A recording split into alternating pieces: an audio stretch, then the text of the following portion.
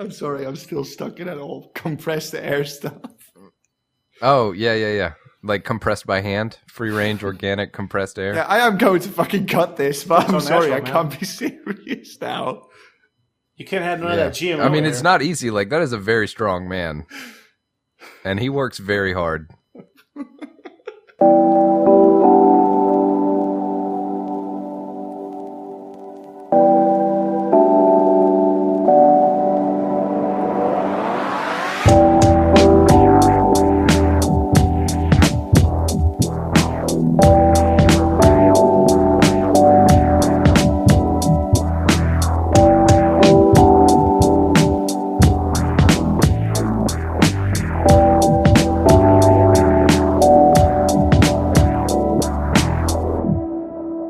Hello and welcome to the 51st episode of the Select Characters Podcast. I'm Sam Yates. I will be your host, and I'm joined this week by some friends of mine. I've got Christopher Anderson. Hello. And Enrique Cancel. How's it going? Ryan Dildine, unfortunately not present this week. So, there's that. I don't know, I'm bummed. Ryan's like the anchor. Ryan is always here. Yeah, we'll get everybody together again at some point. Even when I'm not. So there's that. Anyway, he's doing something, traveling, something cool that we are not. I guess that's about it. I think everybody's been properly introduced. I think so. I'm just glad Enrique's back from his week of man flu. What are you calling it? Man flu? That is It is man flu. So when you do get sick, how did you describe it? You thought you were dying, right? Pretty much. It's man flu. Is that I know, but why the prefix? Yeah. I mean don't like know. Man, like as human being? Like is that your way to like subtly put down the other gender? Like saying a female flu isn't as bad?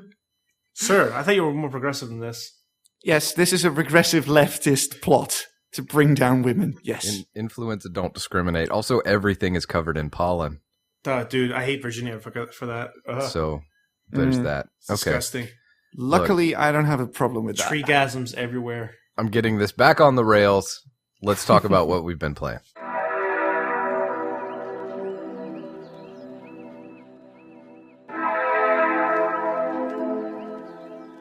Anyway, Enrique, what have you been playing this week, man? I've been pretty much like my time's been completely devoted to Dark Souls 3. Awesome. What's the verdict, dude? It looks really cool. As somebody that's played everything, like starting with Demon Souls, for me, Dark Souls 3 is probably the best out of the three. They took, I don't know, like Dark Souls 1 was great, but you could tell it was a little bit rough around the edges. You know, they had some things where they weren't really sure where they were going. Dark Souls 2 felt like a really weird step away from the franchise. It felt like they tightened up combat a bit to kind of make it more accessible for people, but they lost a little bit of the originality they had in design. You know, like with the enemies, you felt like you were always fighting one giant armored person after another. And then with 3, it kind of combined like the best parts of both games, and it definitely feels like the best in the 3 series. It's got way faster combat, which it reminds me of Demon Souls combat, or I guess for people that haven't played it, Bloodborne, where it's more emphasis on like speed, mobility, dodge rolling is a little bit more efficient again. It feels more natural. The boss designs are amazing. There's a really nice variety between them. And I think my favorite aspect of it is that I'm a really big buff lore when it comes to like Dark Souls lore, just because it's got such a really cool hidden story that you read through, like the different items and descriptions you get through the game. It's all given to you piecemeal. Has the developer already awarded the prize money? Because they offer that up for anyone who could explain to them what the story actually was. Like they put a thing where they would give you just prize money if you figure out the story. Has somebody actually claimed that yet? Did they really? That's weird. Actually. Yeah, because nobody knows what it's about, and the people that do say they know what it's about are fucking lying, apparently. I'll have to look into this because, I mean, from my understanding, the community is pretty. I mean, I think they have a pretty good grasp on what the story's about in regards to like the endless cycle that the world's going through. Apparently, people are still getting it wrong. Oh, interesting. Cool. I'll have to check that out then. But I mean, back to Dark Souls 3 though. Like it ties up a lot of loose ends with Dark Souls 1. It kind of like fills you in on the fate of a lot of like the locations and major characters from the first game in the series. So from a story standpoint, it's really awesome. But yeah, man, it's like a freaking amazing game. I think it's probably my favorite one. Man, that game sounds so cool. I'm very excited to play it sometime soon.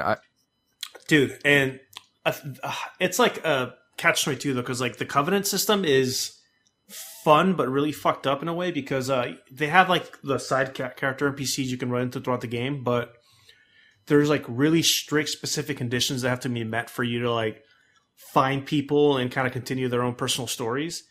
And it's really easy to fuck it up if you do something out of order, which it's cool because on the one hand, it kind of makes it like this really cool kind of hidden off the beaten path thing that you got to do to kind of go through these stories.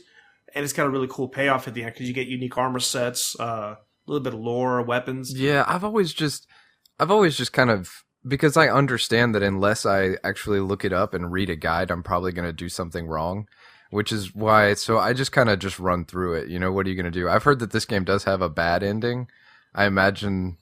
Yeah, it's got 3 endings actually, or 4 endings. Yeah, so I imagine I'm very likely to get that one on my first playthrough. But I like to do the first one just blind. Like in the first one, like Dark Souls 1, when I played it, that guy got eaten by that spider head sun thing. Yeah, so that was bad news. I didn't even know that was something you could do differently. But I think that after you play it the first time, then you go look up all that stuff. It sort of unpacks itself in a really interesting way. That's how I like to play those games. Yeah.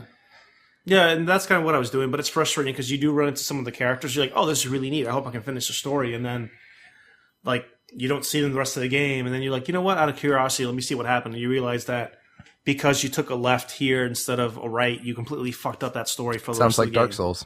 So it's like, pretty much.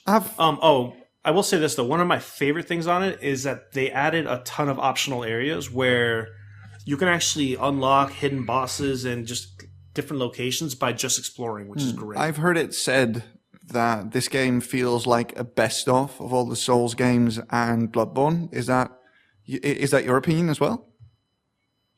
Yeah, I can definitely see that because they took some of the best features of the 3 games in the franchise and just kind of melded them all together. Right. I like that. Which is not a bad thing, like, by any means. Man, yeah, that sounds great. That sounds... Dude, it's fantastic. Like I said, I've pretty much been waking up, play Dark Souls 3, then turn it off. And you got a weapon of choice right now? Yeah, I'm actually using a broadsword +8, and I have a backup, the Black Knight sword +5. Black Knight sword's good. Dude, yeah, it's in the game. It's a little hidden area, which is neat. And I think there's every armor in the series in it so far too, which is really cool. If you like to play, and that's another thing. You remember Dark Souls 2 how you could upgrade armor and stuff? It kind of sucked because at that point, when you get to those kinds, it becomes like one specific set is kind of like the most optimal to use. But they got rid of like the upgrading mechanic for it, and right now, just having any item equipped in a slot drastically, increases your resistance.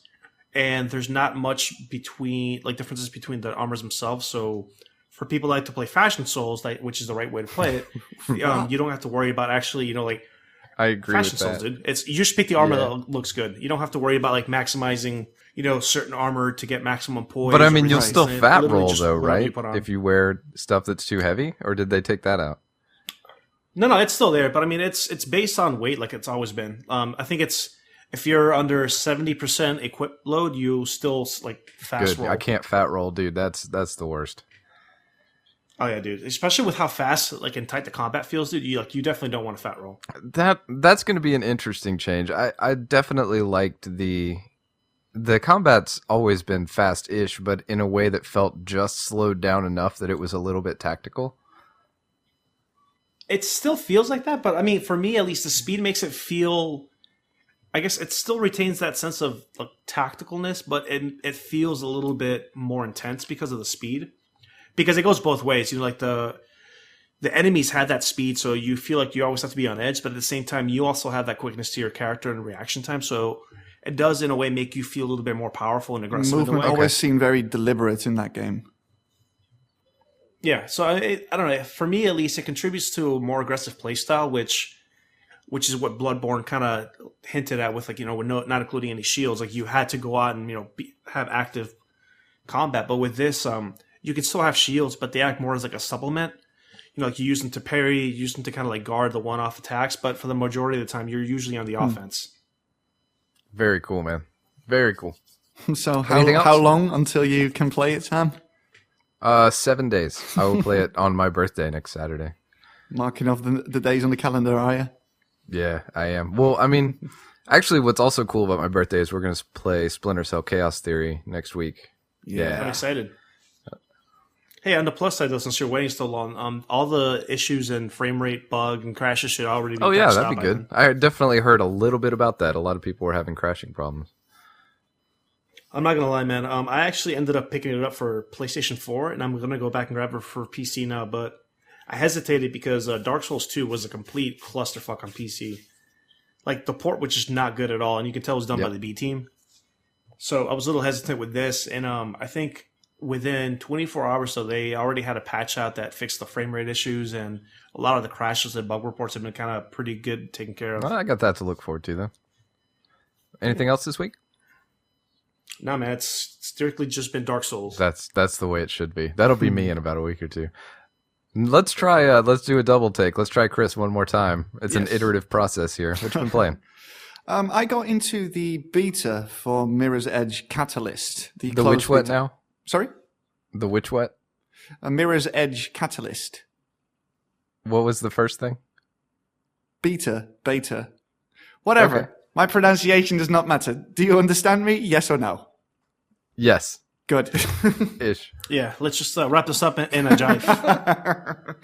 Anyway, Mirror's Edge Catalyst is the follow-up to a 2008 game that I really, really liked, which had a heavy emphasis on very stylized parkour, essentially, set in a cyberpunk city, the City of Glass.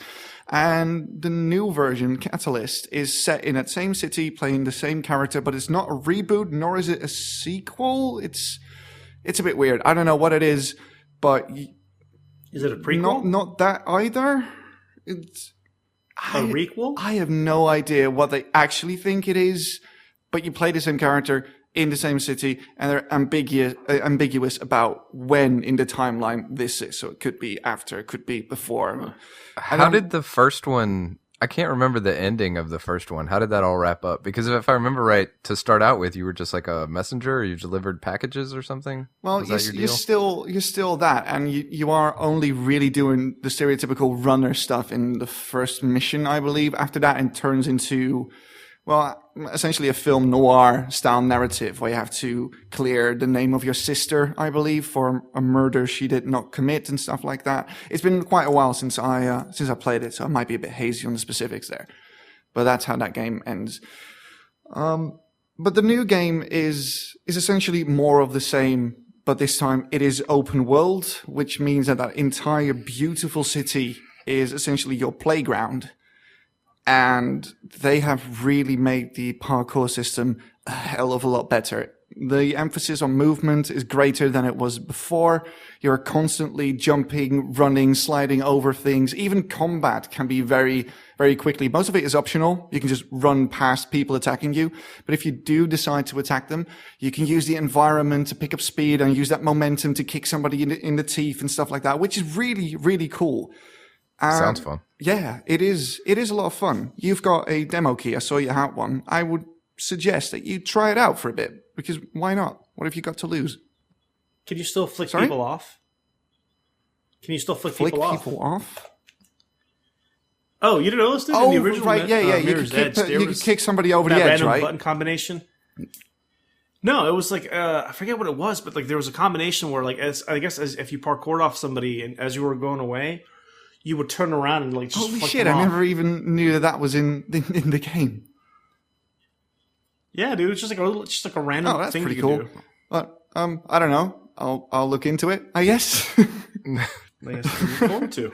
But I'm just glad to see that game is shaping up to be everything that I hoped it would be. It looks fantastic. That beautiful minimalist design is back again. The soundtrack by Solar Fields is once again fantastic, because he did the soundtrack for the first game and he's back for the second one. And I'm so happy to hear his signature sound in that game again. So all is looking really well. it has online connectivity, but it's not an MMO, right? People can do time trials and everything in the game. You can design your own time trials as well. So there are online leaderboards, but nobody else is in your game. So there's no way of playing with a buddy, for instance. But Interesting. yeah, the way they're banking on that social stuff, they say that the social stuff was the reason why they pushed the release date back a little bit by, I think, 2 or 3 weeks, because they want to get that just right. But I just think they want to release in a different month because they have to compete with Overwatch next month, which is not what you want, because you're not going to win that, I think. But I don't know, man. There's something about this game's aesthetic and the way the mechanics just click. It makes me very happy that it's back and that it's been modernized. And I'm really looking forward to trying out the rest of the game, because the story, while not fantastic, is done pretty well so far. So yeah, Mirror's Edge, Catalyst. I think you definitely just sort of let the city tell its own story, right? Like just running around it and clambering over everything kind of is... Like, you need a little bit of narrative drive there, but mainly, like, that's where the fun's at, right? Well, there is a bit of narrative drive at the start. Apparently, you owe some dude money, and you went to prison for something, and they get out of prison, and then that person still wants money, so you start to run with your old crew to get the money to pay that dude back. And there's, like, this girl that hangs around your hideout that tells you where's the money, or scrip, I think they call it. The currency is called scrip. And if dude, that's a great name. I That's know, a good right? currency name. I know. Like, she says, if you don't give us the script, you'll never run again because we'll just break your ankles. So there's a sense of immediacy there. But what that's going to be, I don't know. I am glad, though, that they are spending more time fleshing out the story, because in the first game, you were a runner, but you weren't really doing any running per se. You weren't really ferrying information from A to B, but you are doing that in this game. You are ferrying items and information and stuff from A to B for money and stuff. And it just fleshes out that world a bit more, and it fleshes out what a runner is supposed to be. And I really like that. So far, so good. What if it was pizzas? Would that make it better or worse? Right. No, but the concept is really cool, right? Because the City of Glass is essentially a city where crime has been virtually eradicated and conglomerates have taken over the entire city. Essentially, what a lot of people over here are scared of actually happened in that city. Brands run basically everything, and they own the streets. They own the police, they own the people, everything. And then you have the runners who basically own the rooftops. And those two groups hardly interfere with each other. And I think that is a really interesting starting point for that story, because I don't know. I don't think I've ever heard or read something like this before, but it just screams cyberpunk to me, if you know what I mean. And I love that. Mm-hmm. Sounds cool. I might maybe check that out. Fire it up. There's nothing to lose there. It's really true. fun. That's true. There's really not. Anything else you played? Yeah, I've been playing a couple of other games. Like I got into the beta for Paladin, I think it's called. It looks like Overwatch. Yeah, I did too, but I didn't install it. But it's from the guys who redid Tribes, right? Yeah, and Smite, I believe, as well. So it's a team-based, hero-based shooter. There's a lot of those going around. Yeah, it's the flavor du jour. This one, the mode that I played was Payload, which is essentially the same as the one in Team Fortress 2, but this time with specific heroes who have abilities and ultimates and stuff like that. All that MOBA stuff is in there. So I don't know. I feel like this is a preview into what Overwatch could be without it being Overwatch, I guess, if that makes sense. Mm-hmm.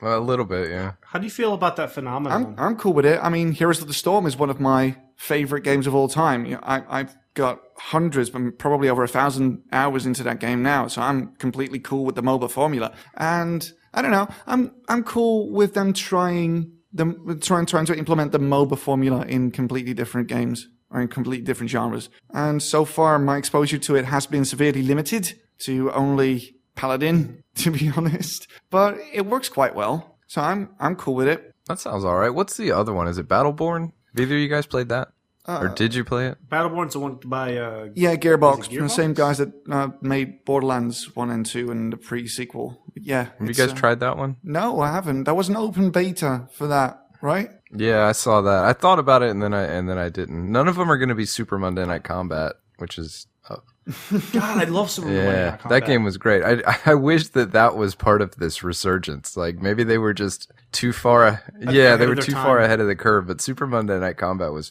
like really, really good. Mm. You know, it's weird because I remember we did an article for GA when they first announced Bloodborne, and the aesthetic of it is completely different than what they have now. Because I think originally it was like this weird steampunky kind of looking old Western look to it. I guess it's still got a little bit of that. Now, it feels like a big mishmash of art styles. There's just a ton of different stuff going on. Yeah. Yeah, but it's weird because like I'll link the article in the description, but like because originally it had like it seemed like this very monotone kind of design, and then now it seems like I don't want to say they're copying obviously, but they're heavily inspired by the diversity of like Overwatch. Yeah, I think all those games are. Yeah. Same with what's the one coming out by with Cliffy B? Yeah, Paragon. Yeah, Paragon is another one of those games. Indeed, I don't know. I don't know enough of this. Well, would you call it a new genre? I think so, right? Like team hero shooter thing. I haven't played enough games in the genre to say whether this is going to be a bad thing or a good thing. But I will say that I'm really looking forward to Overwatch because everything I see that comes from Blizzard in respect to that game looks awesome. Frankly. Yeah, Overwatch, I think, at least from what I've seen, seems more towards the FPS. The one I would want would be more towards the MOBA. Well, I think that's where I'm at. Maybe Paladins is close to getting there. Well, some things I've read from people who play Team Fortress 2. They said Overwatch is less of an FPS than Team Fortress 2 is. Overwatch concerns itself more with proper timing than with proper aiming. So it is, and positioning and stuff like that. So in that respect, apparently it is closer to a MOBA than a first-person shooter, even though both, are first-person shooters.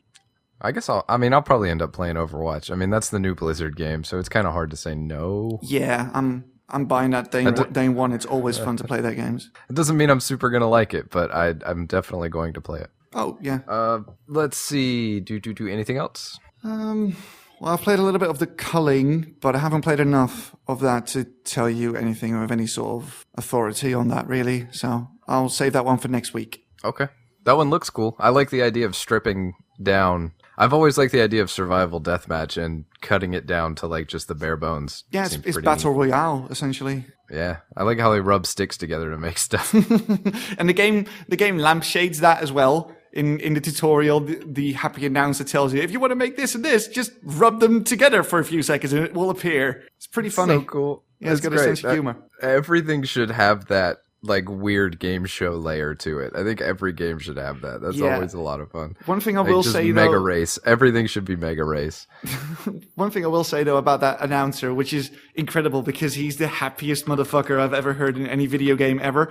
And while you're out survivaling and trying to kill other people out in a field, he will yell stuff over the intercom if somebody else gets killed. And at one point, apparently, one dude killed another dude just by slamming him to death with his fists. And the guy goes, whoa, one dude just killed the other dude by just hitting him over and over again. You people are savages!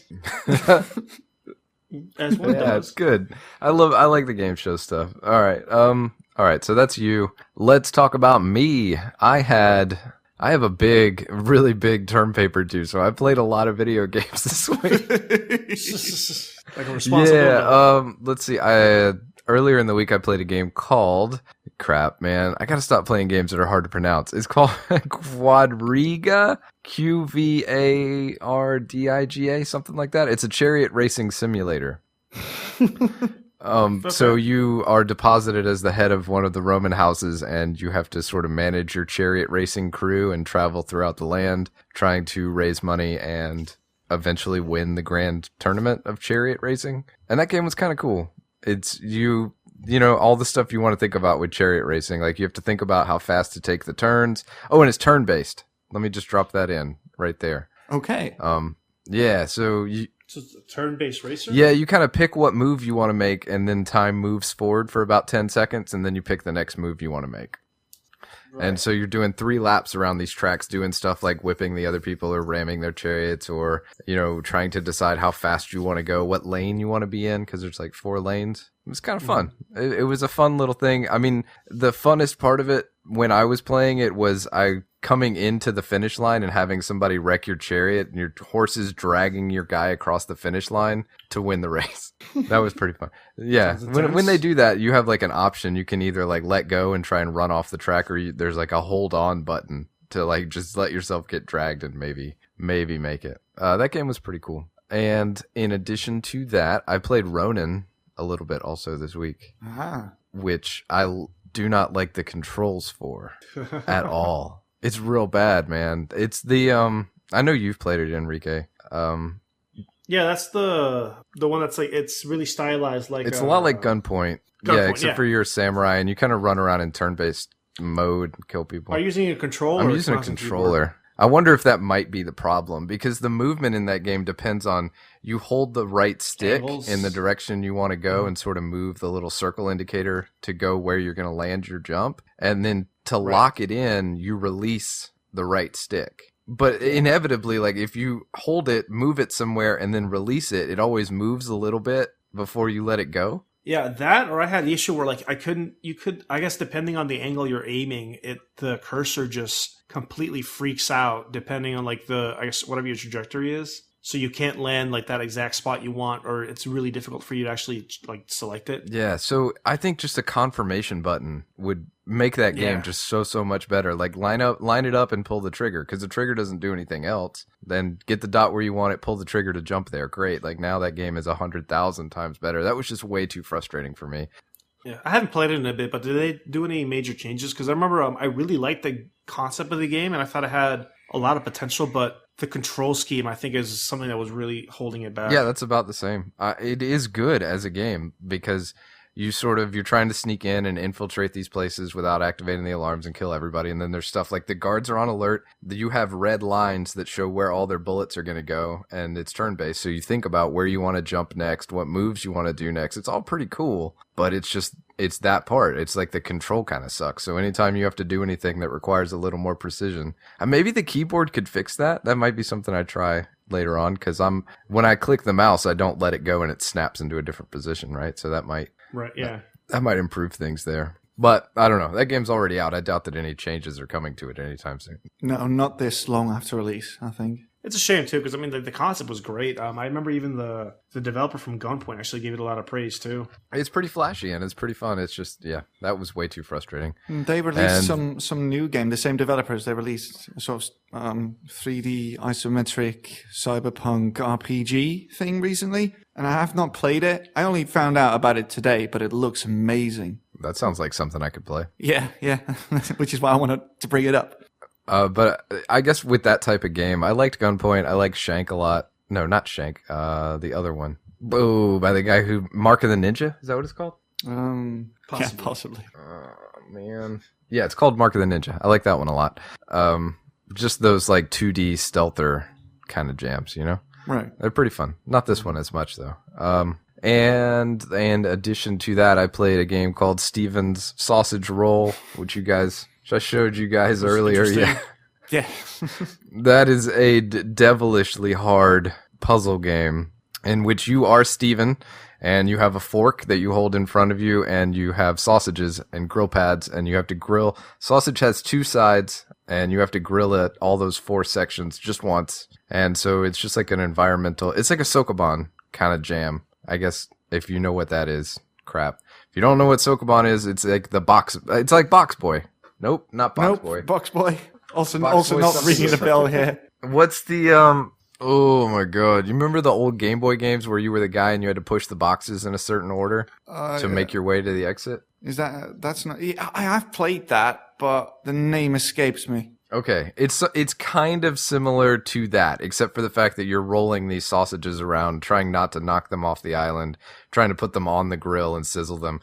If you like puzzle games, this one is an absolute brain burner. I've only been able to get like a handful of puzzles done, and the first one I walked up to when I first started playing it, I was just like, oh my god, there's no way. The game is called Boxall, by the way. Boxall! It's close. So very close. But if you're looking for a real good puzzle game, that's definitely something that's very difficult and worth checking out, I think. It doesn't look great. Let's just get that out of the way. No, it doesn't look great.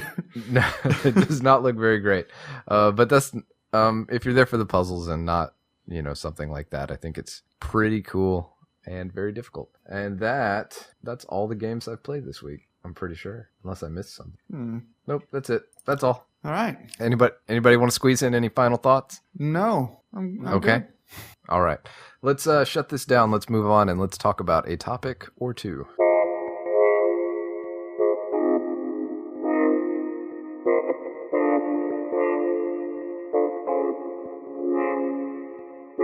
So we spoke about this a couple of weeks ago, but there were rumors that Sony was preparing to release an updated version of the PlayStation 4. Now, Giant Bomb ran an article last week saying that they knew the specifics, and indeed they do. They know what is going to be in the thing, and they also know more about the inner workings. Essentially, what's going to happen is this. The new console, which is titled the PlayStation Neo until it's actually officially announced, will have two modes. One is the Neo mode, which is the mode where games can use the upgraded hardware, like a better CPU, a better GPU. They can use that hardware to make games run better, more stable, with more graphical bells and whistles. And there's the base mode that can play the same games, but with the graphical fidelity and stability of the normal PlayStation 4 that we have now. Their aim is to not fracture the user base, and they actually have said to developers that they are not allowed to offer exclusive features for the Neo version that are not found in the normal PlayStation 4 version. And I just want to look at it again and go over the upgrades, which aren't as substantial as people thought it would be, and what this might mean for the future of, this console generation, because it appears that this generation is not going to be as static as the previous ones were, even though the others weren't as static. You had the Xbox Slim, I believe. You had the Xbox 360 that came out that had an HDMI port instead of a VGA port. So it's not really a new thing, but what is new is that the same console in a generation is now more powerful than the version that came out when this generation was first released. Which is, how long has it been? 2 years? 3? Yeah, something like that. It's interesting. I guess I don't see why not. It seems like a thing that looks good on paper. There's a lot of ways that they could really drop the ball, though. But if the two different versions run, like the old version runs badly, or I guess the base version you could call it. If that version runs badly, then you kind of messed up. I've seen that now on a couple of DS games. I think Hyrule Warriors DS runs like crap on the original and runs still not great on their brand new one. But is that more of a issue with the software development itself than the actual hardware of the console? Yeah, it probably is. I don't know. I guess I wasn't really surprised because I feel like we've been seeing remnants of this throughout the life cycle of different consoles. Especially with Sony, with the PlayStation 1, then they have the little smaller version of it, then you got PlayStation 2, then you get the PlayStation 2 Slim, PS3, then you had the other PS3 with the little slide off top. They've always been having subtle modifications to their existing console, whether it be to minimize the architecture on it or just subtle updates. So for them to be releasing the PlayStation Neo, it just seemed like an eventual step that they were going to take.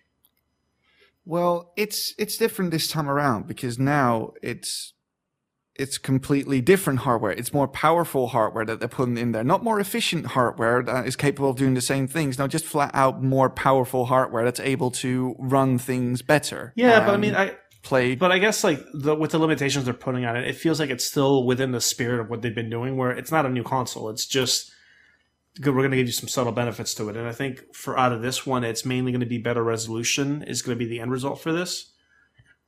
Yeah, and more stable gameplay. Probably still 30 FPS with pretty much everything, but a more stable 30 FPS, not a 25, 30 FPS like you see with many PlayStation 4 games right now. And I guess it's nice to have that variety. So if somebody really does care about that, they can upgrade their system, but it doesn't seem like it's that big of a step. No, it's not that big because you don't want to fracture your user base too much. Oh yeah. You do want to offer a a part of your player base, which is getting larger every day, that has a 4K TV to take advantage of that 4K TV. And probably a Sony 4K TV, because let's not forget that Sony does not just make the PlayStation. They also make TVs and stuff. So this would probably be bundled with that TV at some point. Do you guys think we're reaching that point of diminishing returns on the console market? They are starting to become more like PCs now. Yeah. I mean, the architecture is now the same, and now they're starting to use more PC hardware and stuff. So I don't know. Give it a few more years, maybe we'll get modular consoles as well, because that seems to inevitable. Because I feel like before, consoles were more appealing because I guess the technology was still relatively new, and even PC gaming itself was kind of more of a niche little area. So not everybody had access to build their own computer and optimize their game experience. For a lot of people, like, buying a console was like the easiest way to go about it.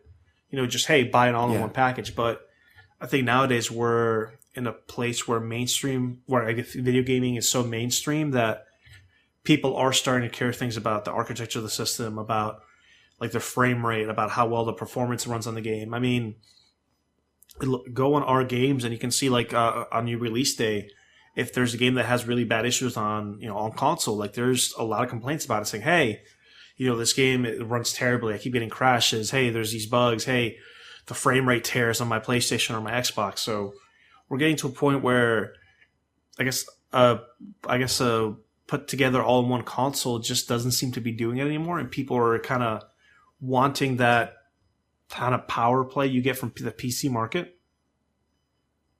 Yeah, which you're never going to get because you're on a console. Well, I mean, that's what I'm saying. Like, it feels like we're getting to that point where it's diminishing returns. So they can only package a console so much now, and we're kind of moving to the realm where we're going to stop seeing these pre-built mediocre systems, and they're going to start basically selling us, I guess, gaming computers that are just, I guess, more streamlined, I guess, if that makes any sense. Especially now with Sony and Microsoft mentioning that they're going to be allowing for cross-platform play. Yeah. In the case of Rocket League and a few other games. Maybe we'll start seeing, like, I don't know, instead of having two different consoles coming out, we'll start seeing just one general console. I think that'd be great. I would love to be able to play. It would be the best for the consumer. Yeah, every game with everybody. That would be the ideal outcome. But I think the underlying issue is the ports, right? Like, PC ports are getting better and better. It used to be when you bought a PC port, it was going to be a crap show, but actually PC ports pretty great right now, Yeah, I'm surprised. I mean, and like as I mentioned earlier with like Dark Souls 3, I've had such bad experiences with PC ports that it's actually influenced my purchasing decision for games. I feel bad for anybody that bought Batman Arkham Knight for PC because of the travesty. I mean, there was people that bought the game in June and weren't able to play it till January, kind of thing. Yeah, but that was ridiculous. If that's the case, I mean, the only people who are really losing out are somebody who bought a PlayStation 4 in the last few months, probably. Right? Other than that, if you want a PS4, now you can get a better one. Yeah. And if you bought a PS4 over a few months ago, you can get a new one that's better. Or a second one in a lot of cases, because I feel like we're also at that point where households have multiple consoles now. Yeah, that's true too. And so it's like, this gives them a way to not just have the same hardware for 6 or 7 years. Mm-hmm. And that seems like a beneficial thing. The cost offsets it. Like, the cost makes it kind of a bummer. And in that case, why not just get a PC that you can upgrade on your own whenever you want? Right. But if you're somebody who likes consoles and the upgrades are spaced far enough out that it's not such a big deal. I mean, what is it? $400 for 6 years if you bought a 360. That's not a bad value proposition, right? No, not at all. No, definitely. So let's say it was $800 for 6 years. Like, halfway through, they released a better, more powerful, upgraded version. That seems like a pretty cool thing. It's just the fact that there's these people who are caught in the middle that are about to get really burned, like the guy who bought a PS4 last week. Right. I hope he saved the receipt. But there's no telling what the price is going to be. The price might be higher to the point that, they're comfortable. No, we know what the price is going to be. Oh, is it? What is it? $399. and they're going to discount the original PlayStation 4 and sell the Neo at the same price as the new PlayStation 4, as the original PlayStation 4 when it first released. Oh, it's not bad. So they can double dip, essentially. Yeah. I mean, in the end, this, but because of the emphasis on not fracturing the player base and not allowing developers to fracture the player base in any way, this just means more options to the consumer. If you want to spend a little bit more to get better performance, then you can do that. But if you don't want to do that, you can get the cheaper base version of the PlayStation 4 and still be able to play games normally, which shouldn't be that much of a problem.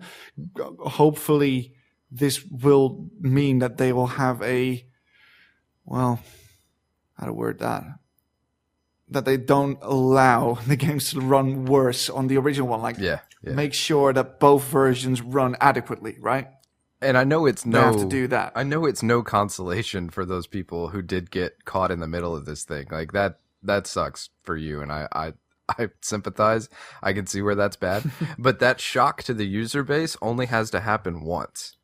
Because after this, and those people get burned, from now on, if we're on a rotating upgrade cycle, then it becomes the new normal. Right. And in a way, it's like the needs of the many over the needs of the few kind of thing.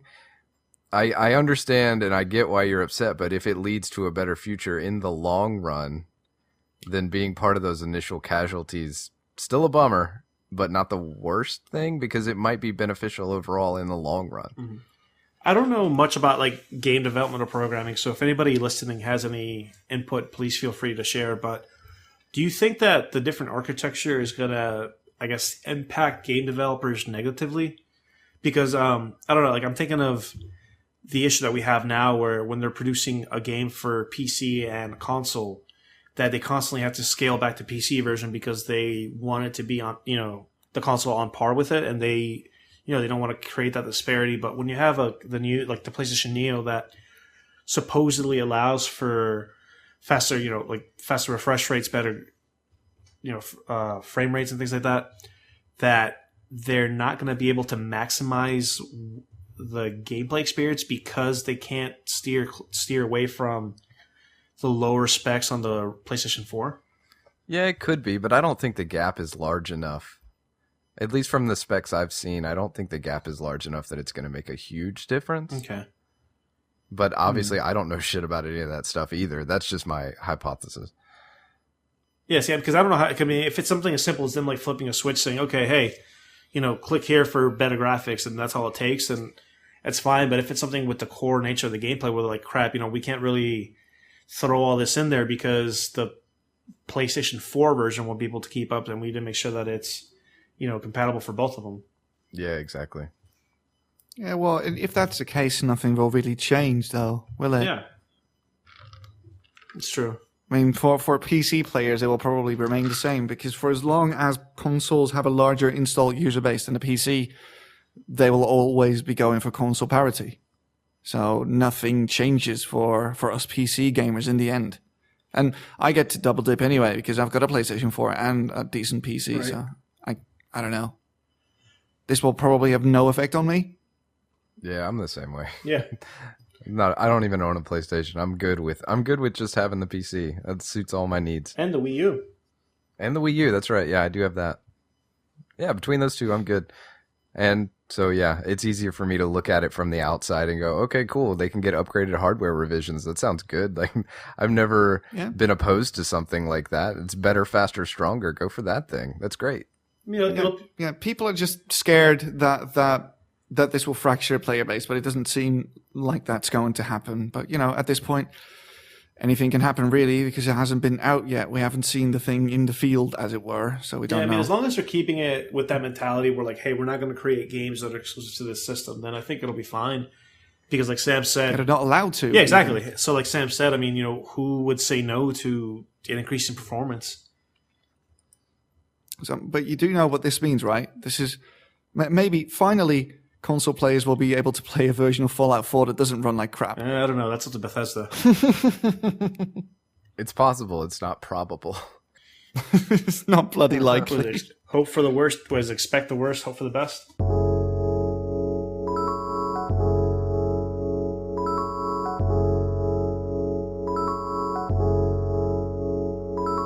So this week, Amazon locked your ability to buy certain video games unless you were a member of their Prime service, which is their upgraded tier. You get shipping, stuff like that, whatever. The interesting thing, though, is that these games were still available on Amazon just from third-party sellers. It was only Amazon without Prime where you couldn't buy certain video games like Grand Theft Auto 5. Yeah, it's directly. You can't buy them directly from Amazon as a retailer. Yeah, and it's only physical versions that are locked behind that paywall. So, besides being just weird in general, do you think this is like an indication of an overall trend? Well, the thing that worries me is the prospect of retailers, and in this case Amazon, locking certain retail-specific editions behind a paywall, which means that if you want that edition, you'd have to subscribe to a service you may or may not want just in order to get that edition of the game, which in the end means you have to pay more money to get it. And I find that a bit worrying because there's nothing really stopping them from doing so if they really want to. I mean, granted, I'm biased because I have Amazon Prime, but mainly because I had the student version of it and I've just used it since then. Yeah. But like, I wouldn't mind that service if they had the incentives to back it up. Like, I mean, if they suddenly become a place where you can actually get collector's editions, overstocked, where most retailers usually have a limited amount, and I'm sure, by all means, offer that as an incentive. They also have their whole, you get 20% off pre-ordering new games. So, I mean, okay, that's fine, but I guess for me, there's your incentive. It's a weird thing because it just doesn't seem like the kind of decision you would do to increase subscriptions. Because, like, if as a regular everyday person, you look at that and it says, hey, you can't buy this unless you have Prime. My instinct isn't going to be, well, let me get Prime. It's going to be, well, fuck you guys. Let me go to GameStop. Or let me go to Best Buy. Or let me go to every other retailer that sells the game. So I don't know why they... I just don't understand the rationale behind this, I guess. This sounds like executive meddling, thinking, now this is what the people want, most likely. No. It's got to be tied...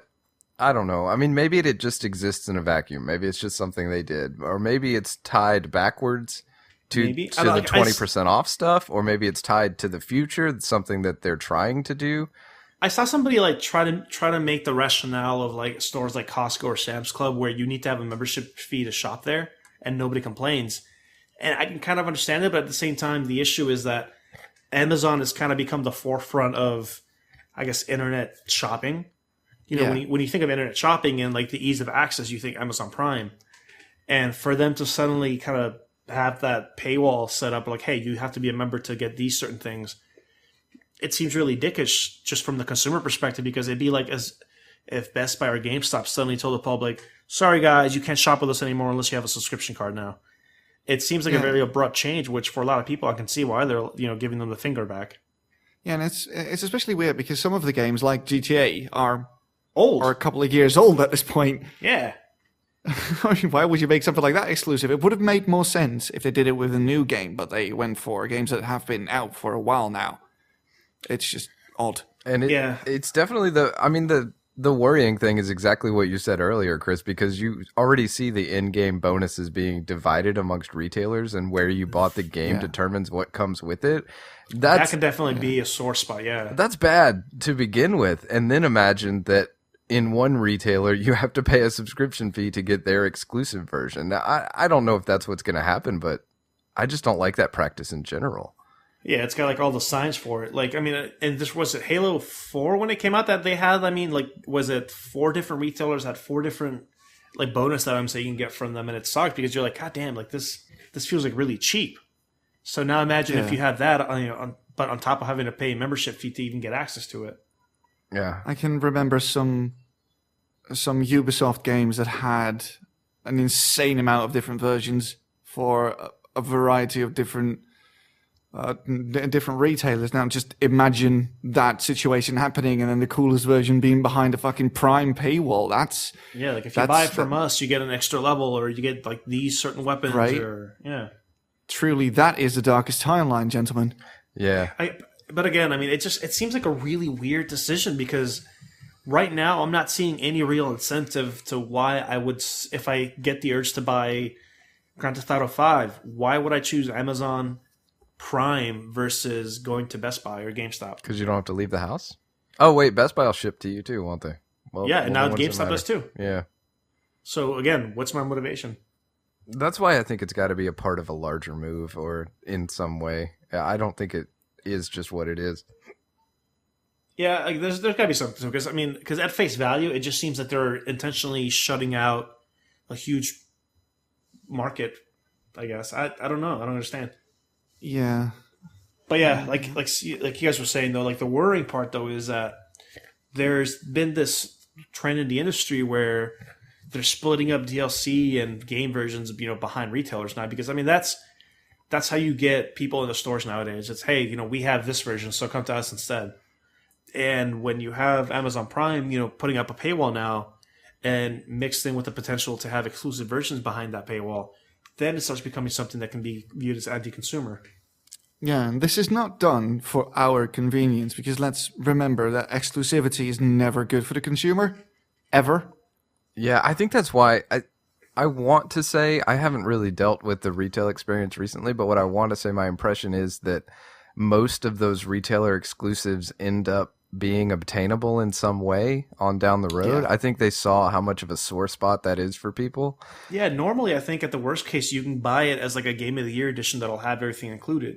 Yeah. Or you can just get the pre-order bonuses in the form of a microtransaction DLC thing, like a month or two after the game release, which is just douchebaggy on a completely new level. First, you look content behind a paywall before you release the game, and after the original window's closed, you hold out your hand again and say, "Well, you want that stuff?" Yeah. We'll Haven't you give been that wishing stuff. you bought it at Best Buy this whole time? All right, here's your costume for $1.99. Only $4.99. Yeah, no, man, I'm with you. It's a bummer, but it's better than never being able to get it, I guess, a little bit. Yeah. But I think it's always like inconsequential bullshit that should have been in the game anyway, which is. Yeah, but I don't mean, know. you could argue that it was inconsequential bullshit that didn't really have to be in the game to begin with. So it's like, eh. Yeah, that's also true. But for some reason, people still buy it or still buy into it even after the original release window has been closed. So apparently it is stuff that people want, or else they wouldn't keep on doing it, right? yeah. Right. And a part of me is just scared that this is just the first move by one of the biggest online retailers to sort of benefit of people's willingness to shell out extra money for really small shit. I'm with Sam though. There's got to be more to it, but like, there's got to be some kind of bigger plan that this is just a small cog in the wheels of, because Could be. I just can't see this being like a rational decision. Like, why would you intentionally say, "Hey, sorry, you can't buy this anymore unless you sign up with us," when it's available everywhere else without that stipulation? I wouldn't. Yeah, and Amazon was really being... Well, they were really dodging answering that question when somebody from a different video game website send them a message like, "Hey, why this all of a sudden?" You want to hear the response they got to that question? Sure. Lay it on me. It's the most canned bullshit you've ever heard. It's one of the many benefits of Amazon Prime is access to an exclusive selection on a number of great products. Customers who are not Prime members can sign up for a 30-day free trial of Amazon Prime, or they can purchase those items from a marketplace seller. Like, yes, but the question was why? That's so funny. But I mean, even then, like, I don't think they know what the word exclusive means. Well, I mean, they do. They just created the exclusivity. That's what's funny about it to me. Like, they took it and hid it behind Prime, and they were like, "Let me tell you about the exclusive benefits of Prime. It's the only place you can buy this video game." But it's not. It's like a recursive sort of argument. I don't understand. Like, it's just it's exclusive, but not. I don't know. Yeah. Anyway, I had a segue in the middle there, but what do you guys think about pre-order bonuses in general? I think I'm just indifferent to them now. I'm so desensitized because it's been such a industry standard for so long that I've been indifferent to them anyways. I've always been indifferent to them because when I pre-order a game, it's for a game that I was going to buy anyway. I'm 100% sure that I was going to buy that game anyway. Like, for instance, I know 100% sure that I'm going to buy No Man's Sky on release, which is why I've pre-ordered it. that doesn't mean I did it for the extra shit. It's because I was going to get that game anyway. Might as well get the extra stuff. Yeah, I used to be way into them a real long time ago. Mm-hmm. Same here. Like a real long time ago. Like I always wanted whatever the exclusive thing was, and then it just seemed like over time either it was an item that you immediately didn't need anymore, or it was something that gave you too much of an early advantage, or just miscellaneous bullshit to the point that now I'm just completely desensitized. I just do not care. I mean, I'll say this though. There are very few, I guess, pre-order bonuses that will actively make me want to pre-order a game, but there had been a few which I have for. But again, it's usually something physical and something that I'm like a genuine fan of the series to want. I did it with Monster Hunter when it came out, because I think if you pre-ordered it, you got one of like the day one special edition ones that came with like a little keychain and some other miscellaneous crap. And I'm a big enough Monster Hunter fan that for me, I was like, you know what, that's a really cool thing. I want that, and I'm gonna get the game anyway. Might as well. Yeah, exactly. That's been my outlook on that as well. Like, I'm getting the game anyway. Might as well get all the extra shit with it as well. Yeah, but even then, like at least for me, it's specifically relegated to just physical pre-order bonuses. Like if it comes with like a cool like cloth map or a poster or like a keychain, I think of it as like, oh cool, it's like a neat little bonus. Yeah, let me pre-order it, and I'll have that in the back of my mind. But for digital content, I can care less. Here's a point of contention that I have recently. It's the soundtrack. The pre-order bonus is the soundtrack.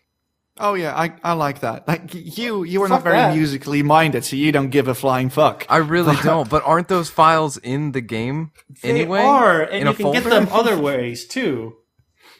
It seems I think that just seems like a lazy pre-order incentive. That has never once driven me, and it seems like it's a very prevalent thing, right? So there's obviously the market is asking for this. I want to pay $2 more for the soundtrack, or I want to pre-order to get the soundtrack, and it boggles my mind because it's basically like no. I'll explain to you why I usually go for stuff. If it's a game I want anyway and it includes the soundtrack, I will take the edition that includes the soundtrack, and I'll take it for the following reason. Soundtracks in the game are a certain bit rate, which is below lossless, and I want my music in lossless. So if you give me a disc, I have lossless music, which is of higher quality than the stuff that you can find in the game files, because lossless audio is insanely large. Oh, that makes total sense to me, actually. There you go. That's all I needed. Thank you. Yeah, and I'm not the only one there. Plus, it's sort of nice to have that disc with the album art, with the names of the actual tracks on the back and stuff. That's just a little added bonus you can put on a shelf.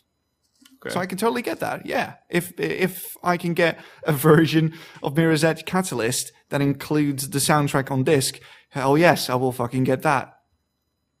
Fair enough. Because it's just cool to have a CD. Yeah. Any more questions or no, that's it. I've always seen that and it just seemed completely irrelevant to me, but when you mention it that way, that does make total sense.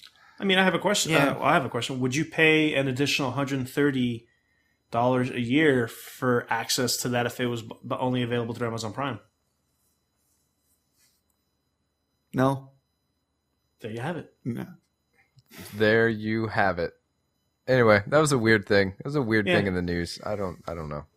I don't know, dude. It's the whole exclusivity, and it. I think just from a consumer standpoint, it just seems like a really weird decision because it's really hard to see where they glean the term exclusive or what it applies to, because you don't get exclusive access to a product from them. When it's available everywhere else, especially considering the fact that you can still buy it through Amazon, through other retailers, or you could buy a digital copy through them just fine. It's just something about the actual physical game itself that you have to have Amazon Prime for. Yeah. So there's probably some weird damn conspiracy. I bet you're right. To be continued? Yeah, to perhaps? be continued. Let's just hope this isn't part of some larger anti-consumer practice, but it could have just been an experiment. Who knows?